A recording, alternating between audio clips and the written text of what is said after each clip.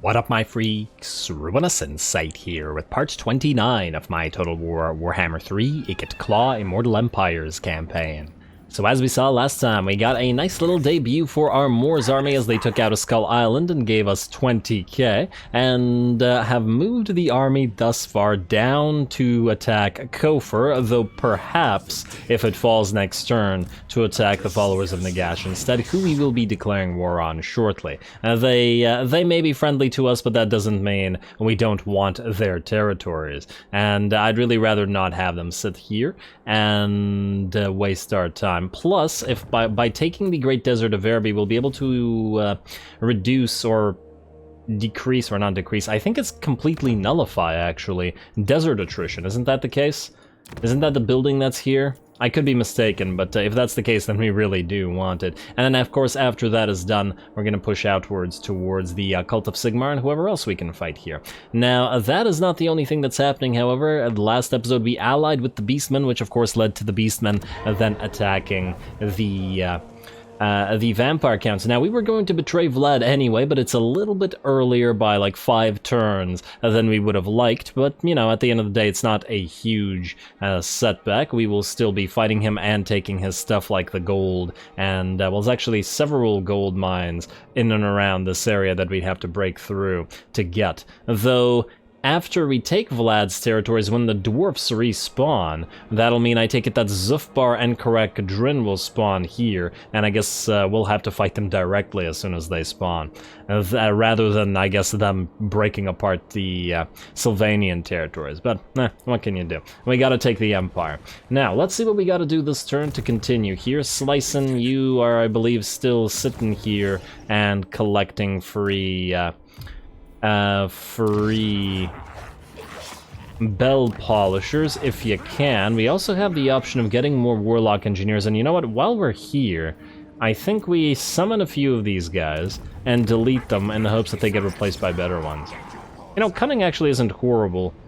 You know what, maybe we'll keep the cunning one. Let's recruit you two. Ikit wants 2 more of these, and I believe Chargelock would rather have Warlock Engineers than the Warp Grinders he's currently using. So there's certainly a reason to get these guys going. We also have another 10 turns until we can establish the next Undercity, but I think that's fine. One of our current Warlock Engineers, Ratmech, can do most of that himself, as in just get a bunch of Dark Fortresses, and it probably won't take 10 turns to go between them.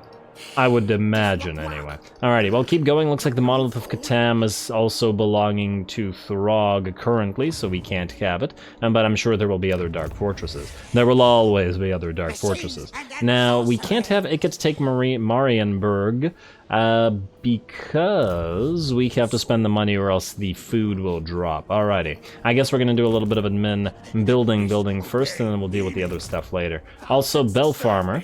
You gotta find Clan Pestilence for us, man. Where are they? Who's that? Clan Spittle? Clan Spittle is alive? Okay, that's kind of shocking. Who are these guys fighting? I mean, I guess we could do a trade agreement with them, but it looks like they're gonna be dead shortly. Though, they're not likely to confederate. I was thinking, what if we could confederate them and get these territories? You know what, we'll leave them alone for now, and just hope that we encounter... Where's faction encountered? Yeah, and I hope that we encounter Clan Pestilence sooner rather than later. Alrighty, so that's you guys. Next Bell Farmer, continue farming bells. Ronan, you stay where you are, and I believe that's all the armies and the lords, unless I'm mistaken, other than Ikit. So, let's build buildings, and then let's take Marienburg. Waterfall Palace, Clan Armory, and let's get Helmgart upgraded to level 2. Probably will never upgrade it again, as there probably isn't much of a need. Marches of Kurun, yes. Definitely got to keep upgrading you. Coast of Araby. Virus, I take it we can't build anything special there, but we will start with a wall, as it may get attacked. Also, just trying to remember, Sartosa, you have exploitative planning, okay, so you're good. Atalan Mountains, Vulture Mountain, we will upgrade you as well as that gem mine there. Carcassonne, more growth is always nice. Northern Grey Mountains, Grungzint. Do we go for more growth first, or the Sawyer for more trade? You know, just go for the Sawyer. I don't think anybody can attack us here. At least not at the current time. And I believe that's it with the building. Still have a decent amount of money, but it'll all get spent eventually, and I want to save up. At least for now. We'll see later. Ooh, looks like Blackstone Post is gonna get a rebellion soon. I do wonder if it'll be an undead one or another dwarfen one. I like that. But we'll see. Ikit, now I guess is the time to take Marienburg. And how much money are we making for trading? 13k, eh? I mean, on the one hand, it is quite a bit. On the other hand, maybe we don't have to take this at tier 5. Because that'll take us to orange, won't it? And I don't like the construction cost increase. Like, let's see. Tier 4 will keep us in yellow. Oh, actually, if we take it at tier 5, we'll still be in yellow. Granted, that is a massive amount of food. We'll drop from 300 to 180. And that'll take a lot of turns to recollect that. I wonder what percentage we'll be at if we take it at tier 5. Well, nonetheless, I think we're gonna. I don't know if this is the best idea, but I was worried that it would take us to orange, but if it's not, then that's okay. Loot and occupy, please. And... oh, you lying game. It looked like it was gonna take us to yellow, but it took us to orange, and we are exactly at 40%. Oh, okay, so one battle will take us there. Okay, fine, game, fine. Marienburg Harbor, we do want to upgrade you, and I know this is currently a lot more expensive than it would normally be. But we can't get a battle right now to get that tiny amount of food. Oh, the game didn't lie. It's because we took Marienburg, because we took it, we increased the capacity by 5, which lowered the percent by 1. Alrighty, game. Alright, you got me. Let's get the covert choke points up and running immediately. This stuff is relatively cheap, so at least we can build it here.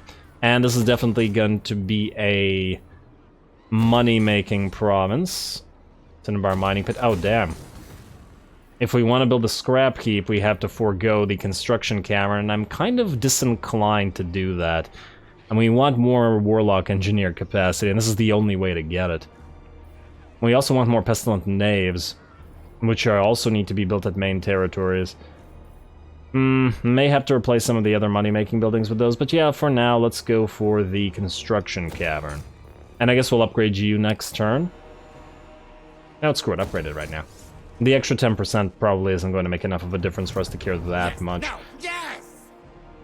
Alrighty, that looks good to me. There's nothing else to upgrade. The public order is going to be pretty screwy because we just swapped public order by 2, essentially. But it should fix itself next turn. Now, can anybody get attacked here before we end the turn here? Charge Lock is here and could go for Wrecker's Point or after Nestor if Ikit doesn't. Mutin. I don't see any army near you, so I think you're still fine. Yeah, I guess we are fairly unlikely to be attacked. I suppose Wurza could siege Ekrund, but it is a tier 4 settlement, so it'll be pretty good at defending. Although if he attacks it with 2 full stacks, I'm not 100% sure. Hold it for now. I wonder if these guys will be willing to peace out. No, it doesn't look like it. We'll have to send an army their way. I guess here's what we'll do then. We will have Corporal land at Kofar and destroy a couple of these armies, and then, once we've taken the Sheik and Sorcerer's Islands, we'll send Scheif down this way, but Corporal will then turn and then go this way. Though, to be fair, we want the buffs for defeating Volkmar the Grim on both Corporal and on Scheif, because they're both infantry-heavy armies. So, yeah, we definitely gotta try to get that kill for him. Well, either way. Let's skip the rest of this. Outpost available is at Karakangazar. Again, this is gonna... Oh. It's gonna keep bothering me. Well, whatever. Alright, let's end the turn. And let's see, we've got Ronan moving very slightly? Okay. I can't believe it went to orange. Oh well. At the very least, we've got an instant tier 5 settlement, which just won't die once it's built up. Plus, we'll get more trade income. Alrighty, Bloody Hands have not, well, they haven't sieged us, or maybe they've sieged us, they haven't attacked us at the very least. And Ellen Delling, are you back? I'm not sure. What do you want, Festus? You want us to join war against Ostland? That's not gonna happen. You can keep fighting Ostland. We're busy with a lot of things in a lot of places, so I'll leave it alone for now. Alrighty, scaling, yada yada yada, and let's see, Pestilence Scheme performed Molder, Chevalier de Lianes destroyed, which means Kofar fell, Wa fails for Crooked Moon, we don't care, Settlement receives Plague, similarly don't care, a caravan arrived, I didn't even realize we were trading with these... Actually, wait. We're not, but we could be, potentially. No, that'll piss off the... That'll piss off Deathmaster Snitch. And here I got excited. Alrighty, so yeah, instantly the public order starts going a little bit screwy. Someone receives Plague Karlberg, but yeah, well, public order screwy, not a huge deal. Though Vulture Mountain may need an actual army destroyed here, so Shife, you're gonna have to go to Lashik and then back, I guess? And we could potentially hit King Roprafas here. Wait, what? What are you talking about? Why is this red? I guess we'll just walk right up to this territory. And this guy's in March stance, and King Mkatem. Yeah, these guys are in a very bad position right now. Okay, they're about to lose all their armies. Actually, is Arkan alive? Actually, wait. I just want to see something. 1, 2... Okay, it's 4 territories. Oh, he just lost the Great Desert of Arabia as well. That's the main thing we wanted from him, too. 1, 2, 3, 4. Yeah, okay, so we could take him out in basically 2 turns, which will be fine. Also, while we're here, let us get another research going. And I'm tempted to go plan within plan. Plans within plans. Plague Abbey should be up and running. Sure. Oh, we can't get record effective recipes because we need to go through this. Well, then never mind. That's a little bit too long. We could do virulent plans, but nah, it doesn't feel worth it. And run's okay once again, and so is eyes everywhere, but I think we're just going to ignore the rest of this then, and we're going to keep going through all of our superior Skryre upgrades. Let's go with that. Alrighty, so that's decided. Ikit, can you reach that army? Oh well, hello there, Nestor Ipatiev.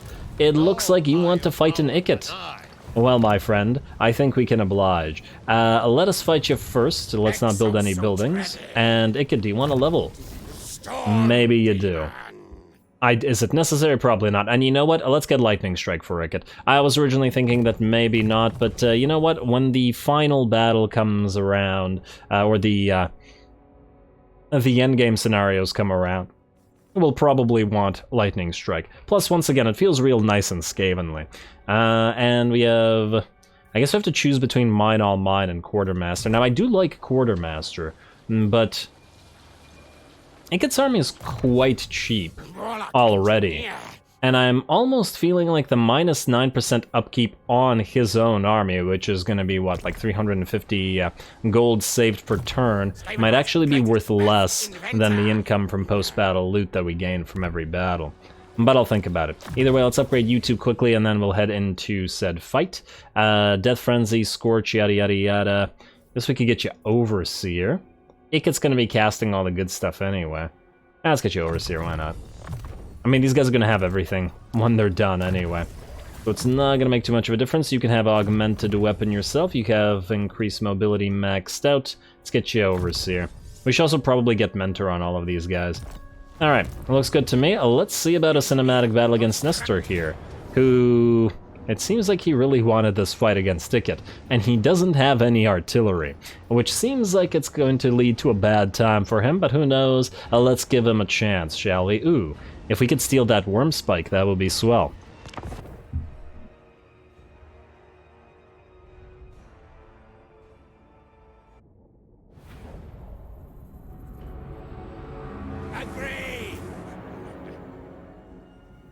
Alrighty, agreed, Ikit, agreed. You know, I'm surprised that the Kislev fights actually came to us, and I do mean that on both a micro and a macro scale, as in I'm surprised that this little army has decided to come in and come anywhere near Ikit's army, because that's just dangerous for pretty much anybody. And then, oh, that was a nice shot. And at the same time, I'm surprised that the Kislevite faction bothered to come here at all, and go all the way near us when they've probably got a lot of stuff to do in their backyard. Anyway, we have set up on this side of the hill, and I don't like this map for Ikit in particular, or various ranged heavy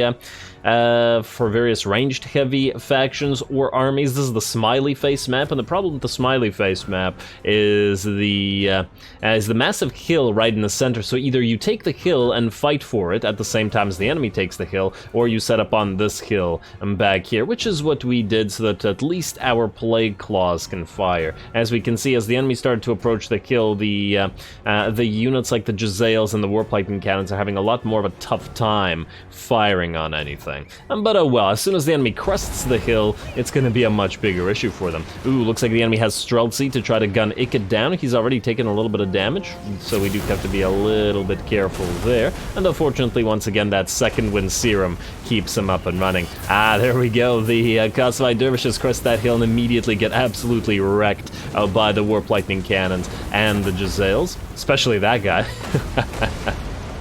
Alrighty, and the enemy lord decides not to go after Ikit, but to go past him instead, and this also seems like not the brightest move. All of those rattling guns and the Jezzails firing at him at the same time. Still a heroic charge as he tries to get to at least one of our units of warp lightning throwers, though I doubt he's gonna make it. He is getting closer and closer.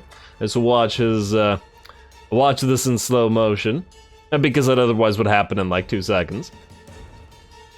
And I think that's just about enough. He has suspiciously stopped while... oh, he probably got staggered by the Plague Claw catapult. Not that I believe it matters, because he is down and off that warbear. Beautiful. Alright, well done everybody. The main enemy army still isn't here, though the units that have braved cresting the hill are by far the most hurt. We do also have to remind ourselves that there are enemy units that are moving in the background. And oh, damn.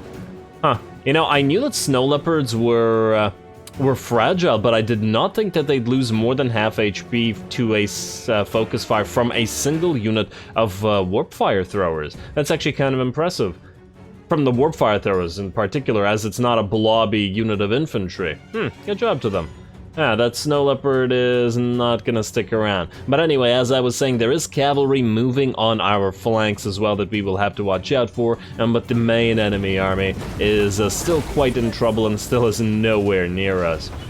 On the bright side, we do have this nice hilly position that we've set up on, and oh look, even some warp fire throwers are going to get to work here. Looks like the enemy is going to charge in those warbear riders into Ikit, though he's going to stop them and allow the rattling guns to absolutely obliterate them. While over on this side, the enemy Khazvai Dervishes did manage to charge one of our units of warp fire throwers, taking off about half their HP, but not really doing any damage to their models, as very few of the actual rats have died, so not so bad. The main enemy army, as we can see, is getting absolutely wrecked here, and I don't think they're going to reach our battle lines.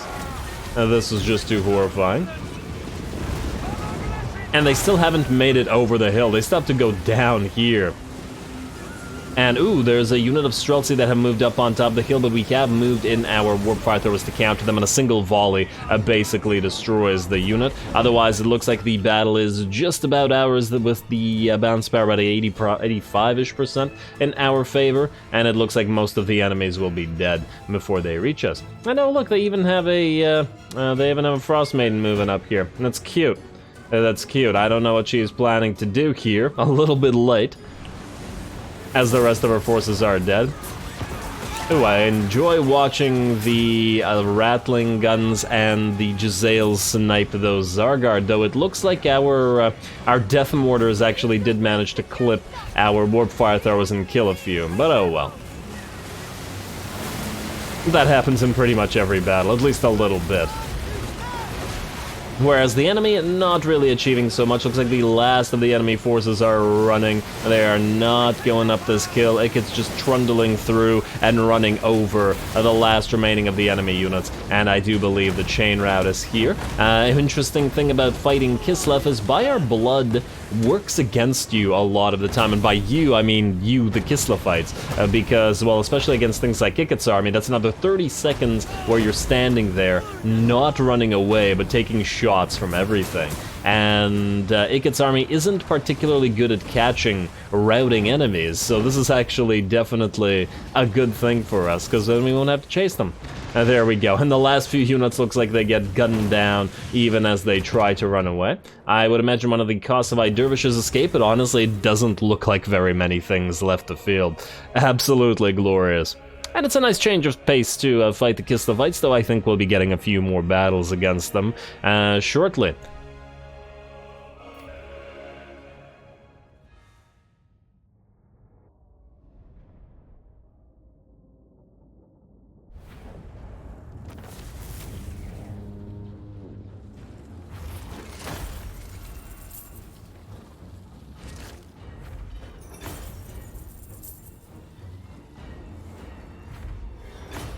Alrighty, there we go, down goes Nestor, and the damage was relatively minor and primarily confined to our front line, which was all of our warp fire throwers, which is completely what is supposed to happen. You know, I absolutely love the fact that Ikit's army is more of a danger to itself than most enemy armies are, because all the damage that it took was primarily to our own friendly fire. It just feels so right, so Skryre and so Skaven in general. Now, in terms of what we got here, we got a little bit of cash we can take, but I think we will heal up so that we can move out. Now, let's eat the captives instead, just because it's too little money to be concerned with. We got another potion of foolhardiness that we can use. Now, Ikit, you've leveled up, haven't you? So if we wanted to get renowned and feared, we could get it right now. I'm still thinking that Mine All Mine is probably the way to go. I feel like we get Quartermaster on everybody else, but Ikit will specifically always be dealing with the toughest battles ever, as in the toughest battles for our faction, as in facing off against massive amounts of enemies. So yeah, I think we'll go for Mine All Mine. Also, it just feels like something Ikit would say. Yeah. Alright, and we'll get Renowned and Feared, which gives us both upkeep reduction at 8%, which is almost the value of all three, plus Renown and plus the campaign movement range, which is quite nice as well. Then we'll have 2 points remaining, and then we can either use them in Trixie, we could pop them into Death Frenzy, or we could just max out Mine All Mine. Which I think there is potential for as well, as nothing else really matters all that much here.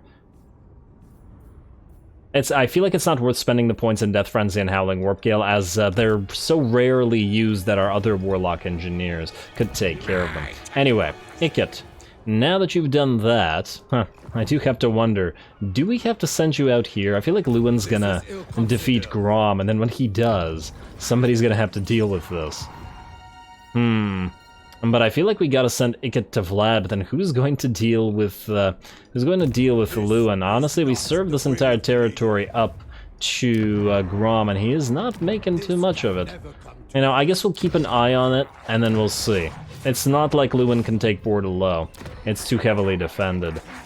Actually, most of these places are pretty heavily defended. Fort Bergbrus could fall pretty easily, though. Not that we care about it, though. Not sure. Anyway, Ikit, for now, I'm going to head you right here to the edge of this. We'll have you take Gorcel next turn. A little bit of a waste of your time, but it's better than nothing.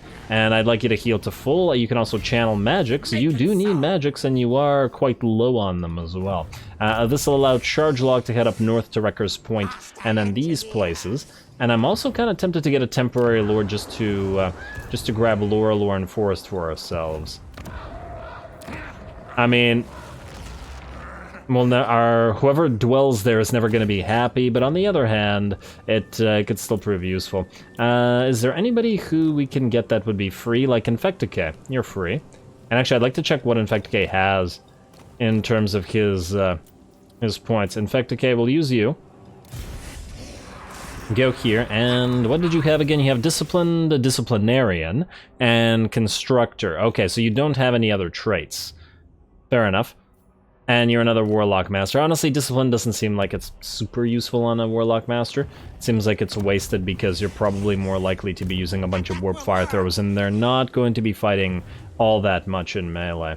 At least if you're doing things right. Anyway, Ikit, you will stay where you are. Charge lock, you're heading to the Wrecker's Point, but you can't reach there in one turn, so you're going to go here, and you're going to raid. Then you're going to grab that Mysterious Island, head out to Pack Ice Bay and Altar of the Crimson Harvest, and hopefully trade them to Throg for an alliance. Assuming the Throg will actually want to align with us, on the basis that, you know, we have reliability. Huh, it was at medium last episode. I guess it's high now. Okay, I guess it's recovering fairly quickly. I don't know what agreement we broke, but not a big deal. Morphific, you have to stay where you are, because you're essentially in a stalemate here. If you move, the dwarfs are going to bypass Akendorf, they're going to go for you. I'm 90% sure of it. Actually, really also curious to see what these guys are going to do, but the longer they wait, the better for us. Now, do we attack here? We probably actually want to take Kofar at tier 3. Also, do we want to upgrade fires? We're probably not getting food back into the green for quite a while. I'd like to stay out of the orange, but if we take Kofar at tier 3, it'll definitely go orange. I think in that light, we want to take Lashik first, as it'll be a decent amount of food. And then we'll move back, kill the rebellion here, and then move to Sorcerer's Islands and whatever else we can reach. Alrighty, so in that light, we need to declare war on these guys. Let's first move Shaif right beside them right here. Right here. A little bit worried about what the movement points would otherwise do. Then, I guess we'll be needing the actual points here, so... as in we'll be needing to spend them. And we want the dreaded 13th. Let's get another point in Bless with Filth for now. I do like Bless with Filth. And then we'll get Evasion, and then the dreaded 13th will be available next turn, though it is insanely expensive.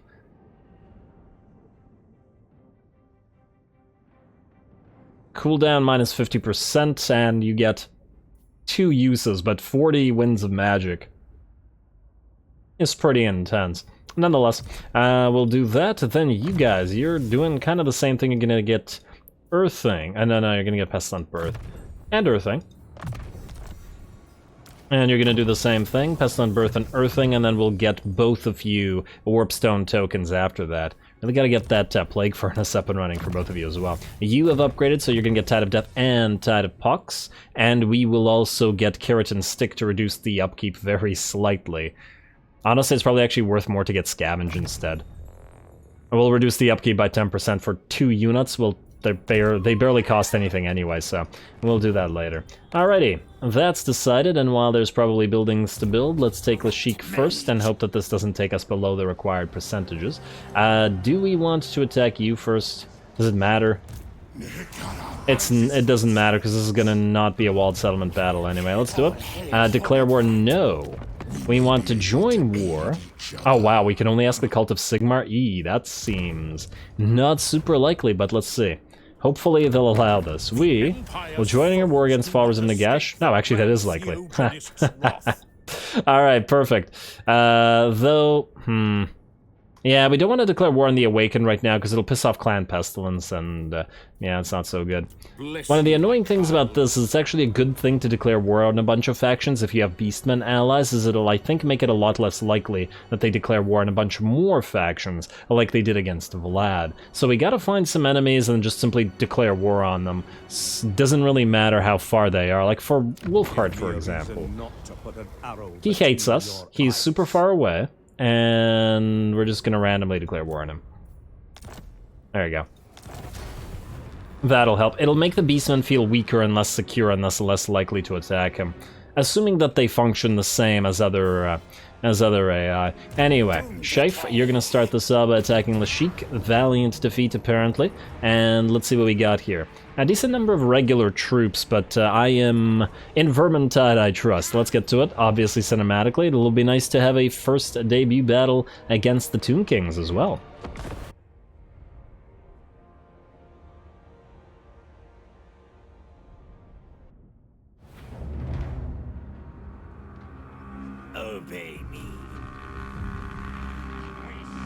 Alrighty, here we go, against the Tomb Kings. Now, I guess this is an episode of trying new things with more new enemy types where we fight under the snow and under the sun, in the desert and the tundra. Pretty nice. I like how we're expanding our empire both north and south at the same time to the extremes of the weather. Anyway, it looks like the enemy is going to be deploying in a pretty interesting fashion. One of their armies is going to be coming up directly behind us, so we will have to watch out for that. Their main force is directly up front, fortunately, so our Plague Claws can get to work on them immediately and should be very, very effective against the slow-moving undead in particular, perhaps less so against the ghouls, which will be hidden, but certainly against the various types of skeleton warriors. Anyway, first volley of the Plague Claws is going to come down on a single unit, because, well, that's the unit that the Plague Claws had targeted. I think the second volley is going to follow suit, but we'll separate fire shortly. Otherwise, it's just waiting for the enemy to come up on this hill, which may take some time. Alrighty, and at the same time, as we can see, fire from our Warplock Jezzails here has already nearly killed the enemy lord. We've set up both units of Warplock Jezzails on the hill here, and we're going to be obviously using them to snipe lords and high-value targets. And considering that most of these armies are made up of skeleton warriors who are bravely trying to protect their lord here, and the lords are going to be the main targets. I think I saw a unit of rotting Prometheans over there, or was it a... no, it was a... I think it was something else. I saw a monstrous infantry unit. That was a Hulk unit. Okay, yeah, that's fine. Either way, the Jezzails will have those to go with. Looks like the first of the Realm of the Dead activations has occurred. The enemy's going to get some healing back, but they will continue taking damage from our ranged fire, which is looking pretty good so far.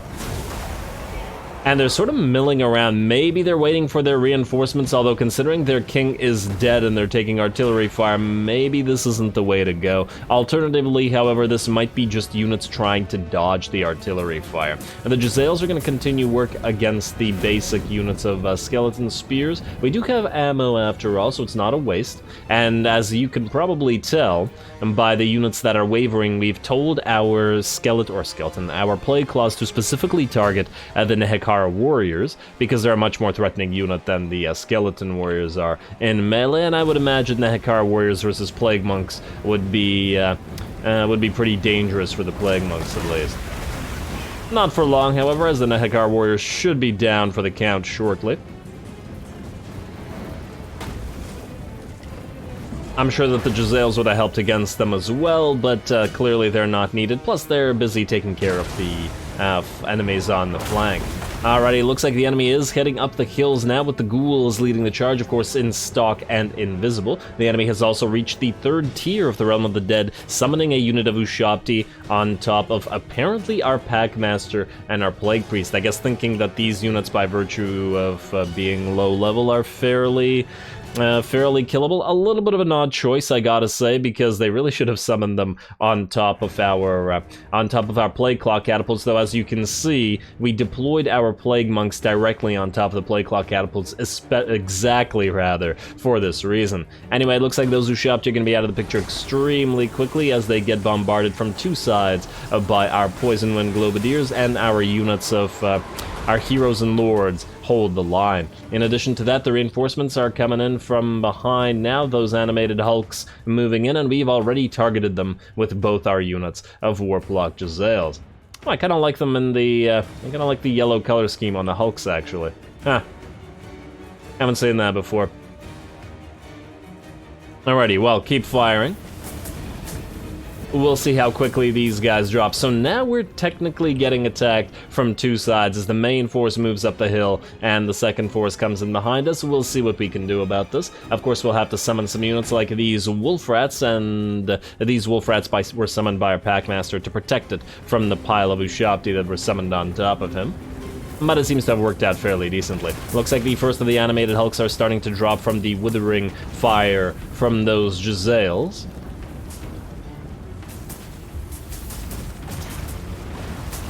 Very nice. So let's see if they can make it to our battle lines, though it doesn't seem super likely, and they are apparently in crumbling already and will get sniped. Another unit of wolf rats gets summoned, this time with poison, just to block the enemy off, and as soon as the animated hulks are dead, we'll be switching to target that Tomb King with our Jezzails. In addition to that, as we can see, the Poison and Globadiers are knocking bats out of the sky, or deck droppers out of the sky. I guess bats wasn't technically inaccurate.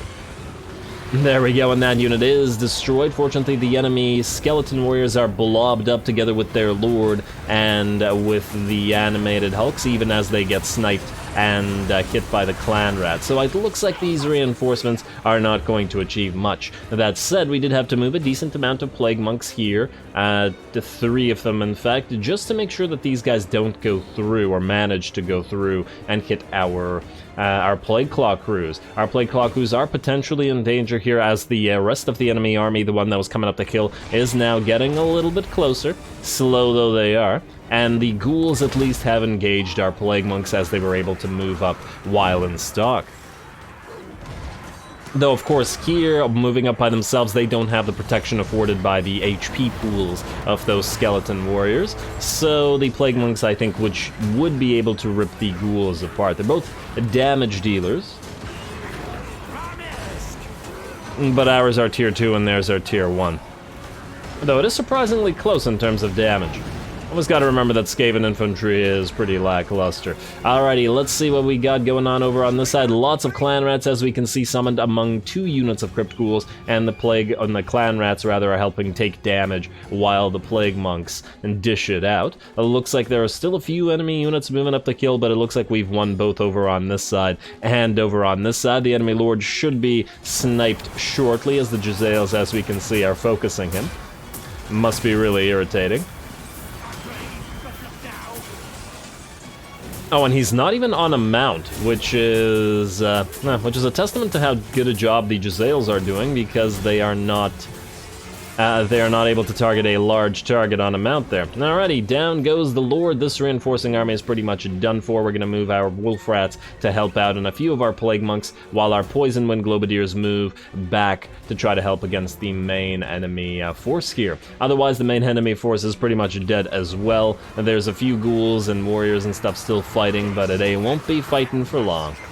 And you can see a lot of enemy units crumbling already. Some Poison Wind Globadier is going to help out by hitting the enemy in the sides, so we got to be careful with them killing a lot of our own units. And just like that, the enemy army crumbles apart. The last reinforcements are, or were, coming in, but we immediately target them with all of our Plague Claws at once. They take a few hits, and it looks like this army is out of the picture as well. There's no need to even destroy the last enemy quote-unquote Lord, as it was just the Lord unit.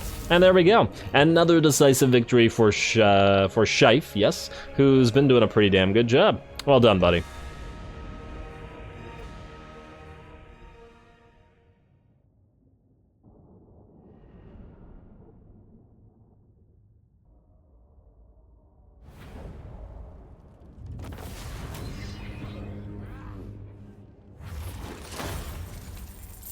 Alrighty, good job again to Scheif, and this time around pretty much everybody got to play, including the Plague Monks, though of course the damage came primarily from the Poison Winds and the Plague Claw Catapults. Damn, 26k damage on you. They're quite good against the Undead in particular, because the Undead are far too slow to dodge. Then we got 17k on the Warplock Jezzails, and they did snipe both of the enemy lords as well, and are always useful. I also do question where this food came from. Not sure that the Skaven would just want the bones. Now we're going to... oh, we can't even sack it, it's useless. Alright, we'll take it at tier 1 then. Please tell me we're still in yellow. We got a Blade of Nurglich, which is an inferior version of the Corrupted Blade, and Scheif's on his Screaming Bell now. Lovely. And that was at level 16, I take it? 17 would seem like an odd level for it to be. Now, you're going to get Dreaded 13th, and you're going to get Earthling as well, and then next up we'll get Warpstone tokens. Beautiful. And I guess you guys can keep leveling as well. You know what? Next battle. I'm sure that we don't need to... we don't need to level them for the next fight, so we'll probably level them out of freely taking the Sorcerer's Islands. I do have to wonder whether we'll get to Caliph's Palace at the same time as the Cult of Sigmar does, and if we do, might be ideal for a time to attack them. Also, Corpable, you are going to land and attack Kofor, and you're going to take it for us, and you're going to do so hopefully in one turn. Let's try this. Don't screw me on this. Okay, now we're good. Medium casualties. Do we need to fight this? I mean, they do have a carronade. On the one hand, they have no chance. On the other hand, medium casualties might mean that it's worth our time to fight this. Although, unfortunately, we don't have the time to do so in this episode. Let's just finish up with our admin, such as it is, and then we'll start the next episode off with the fight with the Morse army. Now, Talbekland, or Kemperbad, let's immediately get you that Rattling Warren for more growth. Aha! There's a full vampire stack here, so Mutant might get attacked, which will be pretty interesting. I do have to wonder what exactly is in this army, because Mutant may not be ready for it, though he does still want to get rank 13. Unfortunately, he can't hit Wordbat himself, at least not from this range, so we can't capitalize on the fact that the enemy is in march stance. I also do notice that Flensburg has been destroyed, presumably by Kazrak, which means no sacking that. Hopefully he doesn't take out too many good territories that would otherwise be valuable to us. Anyway, let's upgrade Firus and whatever else we can. We're definitely not going back into green in this episode. Keep upgrading Marienburg as well, though, and more growth here. And Ikit, you can reach Gorsel. Wait, I thought you couldn't reach Gorsel. Was that last turn? I don't remember, but you're gonna go there right now. And you're going to take it, which will reduce the cost of the next upgrade for Marienburg Harbor. And that'll obviously be a cash cow province as well. Ikit, auto-resolve this. Don't take too much damage, please. Of course, your Warlock Engineer gets hurt. And I feel like it's not worth sacking it, because if we move too far away, we won't be able to occupy it, so let's just do that at tier 1. And there we go, and let's delete that clan pit, but most importantly, get that expansionist planning. Lovely. Since we're in tier 5, everything will go in expansionist planning anyway. And the quick growth will allow us to upgrade both Arnau and Gorsel extremely quickly. Let's also do the remains of the buildings that we have to be building. I already checked out the land map. No, I did not. Let's get the Warp Bomb here in the Eye of the Panther and the additional growth. Southern Grey Mountains, let's get you that Pits of the Packmasters. Reichland, yes, definitely Uber's right, because it's really the only choice, and yes, most definitely that Blackcorn Swamp. And more growth everywhere, please. Beautiful. Looks like Altdorf is or Reichland rather, is probably also going to be a nice cash cow province. Dotternbach and Wissenberg, you guys get upgrades, and you get more trade goods, which will always be nice. And let's get you more Rattling Warrens for additional growth. Although maybe Nuln will also be another military hub. I'm pretty tempted to build a Plague Abbey here, in particular since we have the Den of Secrets, as we can certainly take advantage of it. And lastly, the Western Border Princes, which is still an expansionist planning, and thus can get fully upgraded. We're starting to drop in money. All right. Do that, Warpstone Reactor, definitely get that Construction Cavern, and I believe that's all the money buildings that we potentially need to build. I'm just wondering whether we should replace the breeding pits right now with the scrap heaps. They generate the same amount of cash, but they also reduce other types of corruption. And they reduce recruitment upkeep. On the other hand, casualty replenishment rate increased considerably from several of these. I'll think about it. It might be tedious to delete these and rebuild them everywhere, you know? It may not be worth the time and effort. Now here we could get a little bit more cash, especially since this province is already generating quite a bit. Or we could get another military building like another Pestilent Nave. Because otherwise how are we going to get more capacity? Well, bell polishers, but we don't have enough bell polishers. Also, we have a lab being built in Skavenblight, right? Ooh, 14 turns until Skavenblight gets to tier 5. We'll have to have the requisite 20 or 30k that we need to upgrade everything there, though. Which will be nice. Okay. And yeah, you know what? Screw it. Let's go for the Pox Cauldron here as well, rather than anything else. Alrighty, well with that, I believe that's all the admin building. We have no other diplomacy that I think we need to do right now. You guys are still fighting Clannish, and yes.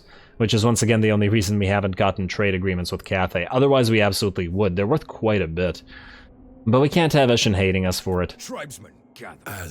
But if they die, once again, that'll be an option. Okay, well, it looks like no regular diplomacy, so we'll skip that. And next time, we continue onward to the destruction of the followers of Nagash. Will definitely die next episode, and Ikit will be able to move somewhere. Probably towards Vlad as we start moving towards Castle Drakenhof. Maybe we stop by and deal with Lewin, but I'm not entirely sure that it's worth our time, as opposed to another potential army that we could send there to do it for Ikit, while he takes out more threatening enemies. So anyway, stay tuned for that. Don't forget to leave a like and comment. All glory to the algorithm.